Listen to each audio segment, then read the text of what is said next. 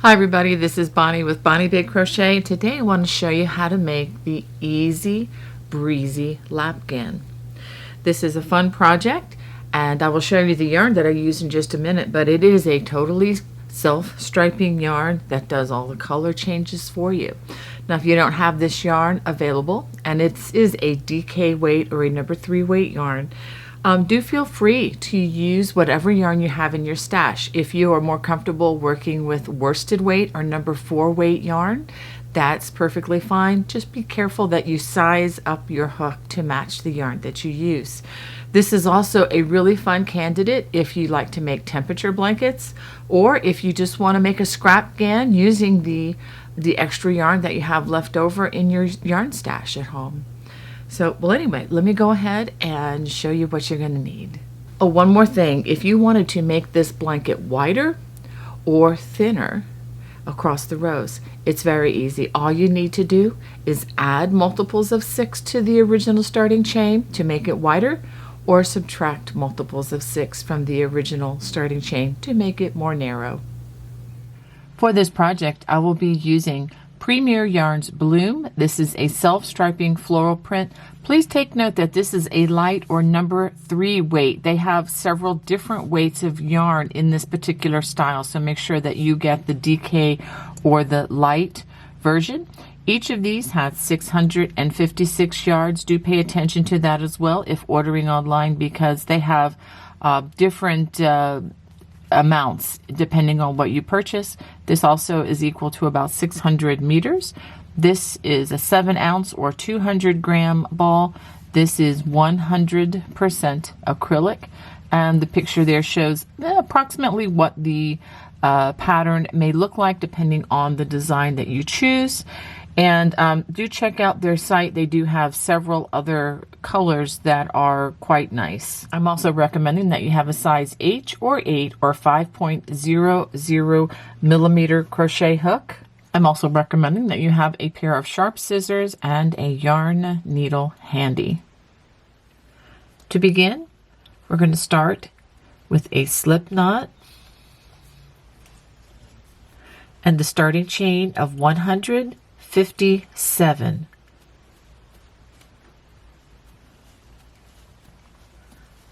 After completing your chain, we're going to start row 1 by crocheting in the 4th chain from the hook and then each chain across. So we're going to work double crochets in each of those chains. At the end of this row, you should have a total of 154 double crochets. And in that number, I am not including the chain 3 at the beginning of the row. So go ahead and work those double crochets all the way across the row. So after completing row 1, you should have a total of 154 stitches, again, not including the chain 3 at the beginning. Let's go ahead and turn for row 2. We're going to chain only 2. We're going to skip the first stitch, because we're going to be working post stitches. We're going to work a front post double crochet. Let me back that out. The way we do post stitches, if you've never done them, we wrap the hook. It's basically doing a double crochet, but the hook goes around the body of the stitch like you're giving it a belt. Pull up a loop and then complete the stitch as usual. Then we follow that with a back post around the next stitch. We wrap the hook, come in from the back side, and the hook goes around the body of the stitch and out again on the back side. Pull up a loop and then complete the stitch as usual. We're going to alternate front post double crochets followed by a back post double crochet. Front post double crochet followed by a back post double crochet. So go ahead and work that all the way across the row.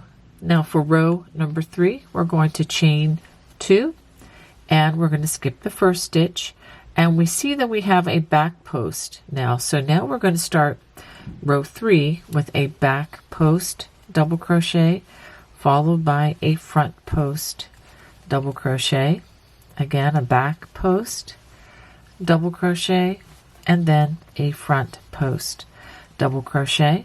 we're going to work this all the way across, and at the end of the row we're going to end with a back post double crochet, and we're going to work a half double into the turning chain at the end of the row. So go ahead and complete row 3. Row number 4, you're going to begin just like we did on the first row. We're going to begin with a front post followed by a back post. This is what you should have after completing 4 rows, and you can see the color change has already happened a couple of times, and that's going to go at random as we go back and forth, but I think that's going to be a lot of fun. Okay, so now for row 5, we're going to begin our pattern stitch. We're going to chain 2, and this will be the first of 2 rows that will repeat continually. We're going to skip the first stitch, and we're going to work back post double crochet followed by a front post, and we're just going to work over 6 stitches. So that would be 1, 2, 3, 4, 5, and 6. Okay, so now this is where we begin the wattle stitch, and this will not be nearly the yarn eater as these ribbings have been. Okay, so in order to do this, we're going to work into the top loops. We're going to work a single crochet, a chain 1, and then a double crochet, skip 2 stitches, 1, 2, and then the next stitch we do that again, single crochet, chain 1, double crochet, and we're going to work this again, skip 2, single crochet, chain 1, and a double crochet. Let's stop and take a look at what we have. Okay, so now we're again skipping 2 stitches in between each of these wattle stitches that we work. That's W-A-T-T-L-E, and we're going to do this until we have 6 stitches left. So what we will do at the end of this row is we're going to mirror what we've already done here with these 6 stitches, and I am not including the turning chain. That does not count as a stitch, and it will not count as a stitch on the other side either. So go ahead and work across, and then I'll show you how this row ends. Okay, I am toward the end of the row, and let's count. We have 1, 2, 3, 4, 5, 6 stitches left, and then because we are skipping these 2 for that wattle stitch, and then we're going to return to the ribbing with a front post, then a back post double crochet, front post double crochet, back post double crochet, front post, and back post, and again just to verify, so we have 1, 2, 3, 4, 5, 6 stitches, and then we work a half double in that turning chain. And just to show you how each end, the beginning of the row and the end of the row, are symmetrical. And now for row 6, I have turned, chain 2, and again skip that first stitch, and then we're going to work front and back post ribbing for the first 6 stitches, front post, back post, front post, back post, etc. That's 4 and 5 and 6. After that, we are simply going to work wattle stitches all the way across, but worked only in the chain 1 space of last row's wattle stitches. So we work that single crochet, chain 1, and a double crochet, and we're going to work that again in the chain 1 space all the way across the row. So go ahead and do that, and I will show you how the end of this row works.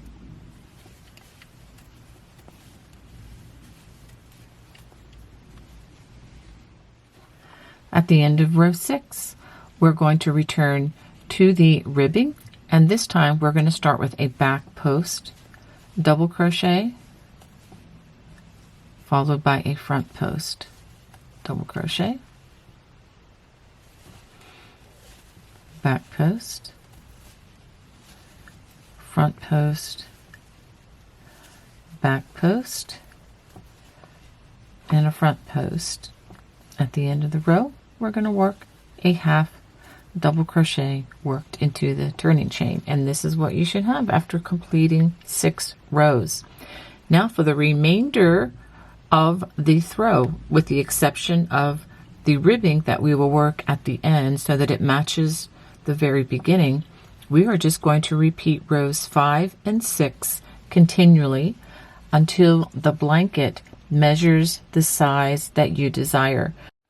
Okay, I've worked this stitch continually until the blanket is approximately 42 inches long. Now, if you want your lap blanket to be a little bit longer, please feel free to just continue in pattern stitch. And of course, if you want one smaller, shorter, you just don't need to work as many rows. And I am just going to give you the measurement rather than the row count, because the row count is really irrelevant depending on the type of yarn you're using. All right, so now we're going to return to the ribbing. We're going to chain 2, again, skip that first stitch, and it really doesn't matter which side you are on to begin this. So I'm going to do a back post, front post, just to continue the pattern stitch of the ribbing. And just as a reminder, this project is totally reversible, which is kind of nice. I don't have a lot of projects that are like that. So we go ahead and work those ribbed stitches. When you get to the wattle stitches, we're going to skip that double crochet. We're going to work 2 double crochets into that chain 1 space and 1 into the single crochet, and we're going to repeat that all the way across. 2 double crochets into that chain 1 space and then 1 into the single crochet. Now when you get to the end of the row, you're just going to resume with the ribbing, front post, back post, etc., and a half double crochet in the turning chain. Now the last 3 rows are returning to the ribbing all the way across. So we start with a chain 2, again skip that first stitch as always, front post double crochet followed by back post double crochet, front post and back post double crochet, front post, and then back post. Now we come to where we work those double crochets and we just continue on, front post followed by back post all the way across. And when you get to the other ribbing on the other side, it should correspond exactly, and then half double at the end of the row. So go ahead and work those 3 rows, and then at the end just fasten off by working a chain and pulling it tightly, and then clipping a nice long strand so that you can hide those loose ends. So go ahead and finish these last 3 rows. Well, hope you enjoyed making my easy breezy lapgan today. If you did, I would love to hear from you. Please feel free to comment in the comment section below. God bless. Bye-bye.